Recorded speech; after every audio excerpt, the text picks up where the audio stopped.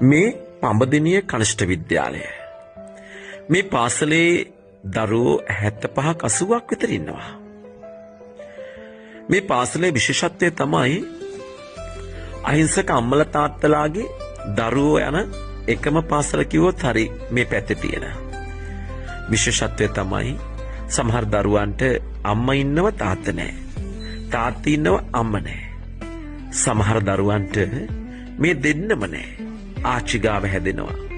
ඒ වගේම පහුගිය ගම් වතුරෙන් ගහගෙන ගිහිපු ගෙවල් වල දරුවෝ මේ පාසලේ ඉන්නවා. අපිට පුළුවන් වුණා විදුහල්පතිතුමියගේ අවසරය මත මේ දරුවන්ට හදිසිය සංවිධානය කරගත්තු පුංචි සංග්‍රහයක් දෙන්න. ඒ තමයි මංචි ආයතනයෙන් අපිට දීපු බිස්කට්, නෙස්ලේ ආයතනයෙන් අපිට දීපු කිරි පැකට්. මේ හැම දෙයක්ම අරගෙන අපි ටොපිත් අරගෙන ගියා මේ ඉස්කෝලේට. පුංචි දරුවෝ ගොඩක් හිටියේ නෑ, ටිකයි. 80ක් නේ. හැබැයි මේ පුංචි දරුවන්ට මේ හැම දෙයක්ම දෙනකොට මම එකක් දැක්කා. මේ දරුවන්ගේ සතුට. අපිට පුළුවන් වුණා මේ පුංචි දරුවන් වෙනුවෙන් මොහොතකට හෝ සතුටක් දෙන්න. අපි ගියේ මේ ටොපි චොකලට් බෙදලා ඉන්න විතරක් නෙමෙයි. ලොකුම වැඩේ තාම කිව්වේ නෑනේ. ඒ තමයි මේ පාසලේ එක සුදු ගවුමක් තියෙන, එක කලසමක් ෂර්ට් එකක් තියෙන දරුවෝ ගොඩක් හිටියා. දවස් 5ක් වගේ එකම ඇඳුම අඳින්න බෑ. පුංචි දරුවෝ දඟයි දඟ මල්ලක්.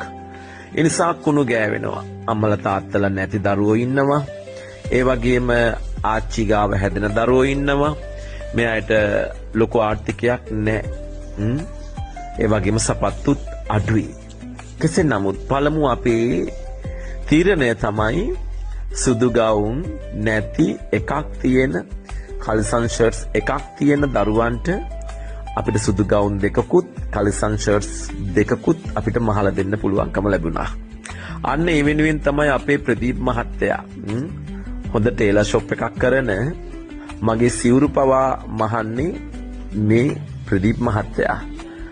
මේ පේනවනේ ටක්රාන් වහලා රස්න නිසා තල්කොළ වහලක් බවට පත් කරගෙන. මං ඒත් අහලා බැලුවා ඇයි මේ කියලා. මේ රස්න නිසා හාමුදුරුවනේ කියලා විදුහල්පතිනිය අපිට කිව්වා. මේ දරුවන්ට ෂර්ට් කල්සන් සුදු ඇඳුම් මහලා දෙන්න අපි මෙෂර්මන්ට්ස් ගන්න ගිහපු දවස. හැබැයි අපි නිකම්ම ගියේ නෑ. මේ දරුවන්ට මේ වගේ පුංචි පුංචි තෑගි ටිකක් හරි අරගෙන ගියා. තෑගි ගුරුවරුන්ටත් අපි දීලා ඒ අය සතුටු කළා. ඔන්න දැන් මේ ටොපි බෙදනවා. ටොපි ගෑල්ල දුන්නේ රම්මම්මා.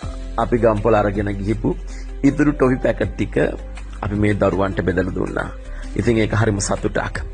ඔෆිස් එකට මේ දරුවෝ සිළු දෙනාම අපි කැඳව ගත්තේ එක්කෙනාගෙන් එක්කෙනාට මෙෂර්මන්ට්ස් වෙනස් නිසා, සයිසස් වෙනස් නිසා ඒ අයට මෙෂර්මන්ට් අරගෙන ඇඳුම් මහලා දෙන්න ඕනේ කියලා. මේව අලුත් පින්කම්. අපිට හිතන වෙලාවකට හිතන ඇති ඔයාලට අපිට පිස්සු කියලා. අනේ යෝ පින් කරන්න පිස්සුවෙන් වගේ අපි තැන් තැන් හොයාගෙන යනවා. කොයිතරම්ද ඔන්න එනවා පොලිමේ. මේ එන්නේ කවුද? සුදු ගවුම් ඕන අය, කල්සන් ඕන අය. මම ටිකක් කතා කළා මේ පුංචි පැටව් එක්ක. අනේ හරිම ලස්සනයි. දුකයි. මොනිටර්ද? ඒක අම්මා මොකද කරන්නේ? තාත්තා Tejan. Audin tahu Paulin. Arti. Itu. Ya ada itu. Asal nama. Oh sedih. Nih, kau di Nepal tahu? Oh. Ayla. Den. Amma mau katakan?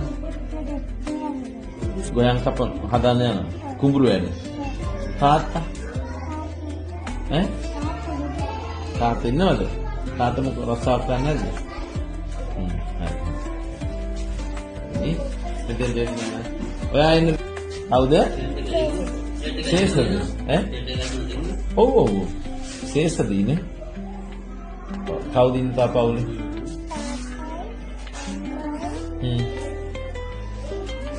ඔයා විතරද? තාත්තා මොකද කරන්නේ?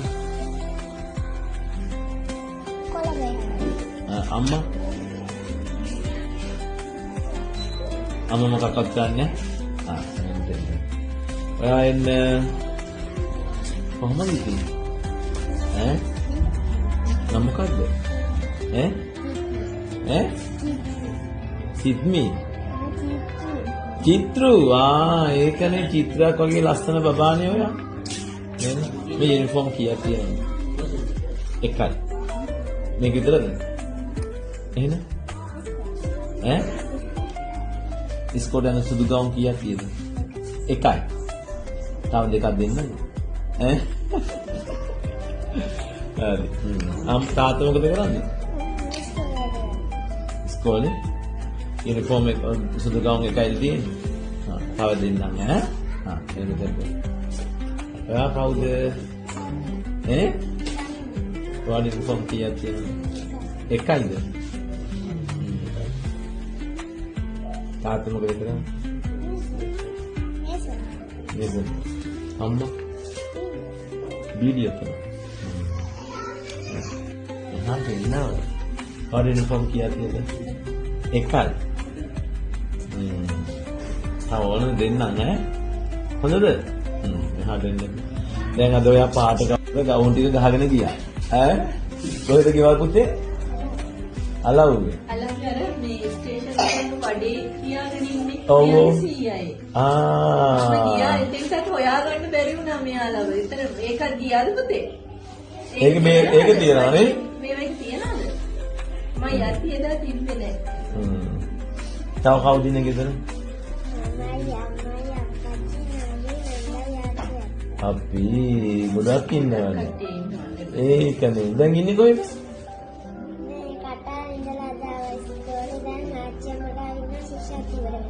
ඊට පස්සේ ඊට මේ රැල්ල මේ එක පැත්තේ රැල්ල තියෙන්නේ ඉස්කෝලේ